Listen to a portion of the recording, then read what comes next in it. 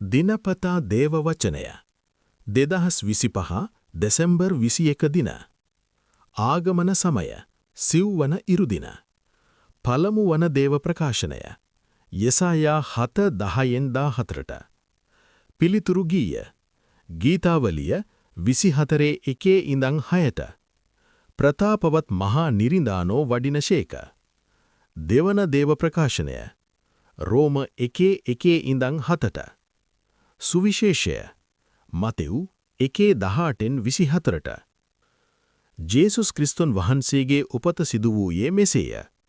උන්වහන්සේගේ මෑණියන් වූ මරියතුමි ජෝසෙප් හා විවාහ ගිවිසගෙන සිටියේදී ඔවුන් එක්වන්න පෙර ශුද්ධාත්මයාණන් අනුහසින් ඈ ගැබ්ගෙන සිටින බව දැනගන්නා ලගී. ඇගේ ස්වාමි පුරුෂයා වන ජෝසෙප් සත්පුරුෂයෙකු වූ බැවින් ඇය ප්‍රසිද්ධියේ නින්දාවට නොපමුණු වන අදහසින් රහසින් ඇය අත්හෙර ගමන්න සිතාගත්තේය. එහෙත් ඔහු මේ කාරණය ගැන කල්පනා කරමින් සිටියේදී සමින්දානන් වහන්සේගේ දූතෙක් සිහිනයකින් නොහුඩ දර්ශනය වී දාවිද්ගේ පුත් ජෝසෙප් ඔබේ බිරිඳ වන මරියා පාවා ගන්නට බිය නොවන්න. මන්ද ඈ ගැබ්ගෙන ඇත්තේ ශුද්ධාත්මයාණන් අනුහසින්. ඈ පුතෙකු බිහි කරන්නීය. උන්වහන්සේට ජේසුස් යන නාමය තැබිය යුතුය. මන්ද සිය සෙනග ඔවුන්ගේ පාපවලින් මුදාලන්නේ එතුමානෝ යැයි කීය.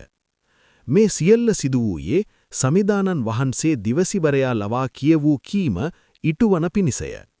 එනම් මෙන්න කන්‍යාවක් ගැබ්ගෙන පුතෙකු බිහි කරන්නීය. උන්වහන්සේට එම්මානුවෙල් යන නාමය තබනු ඇත යනුය.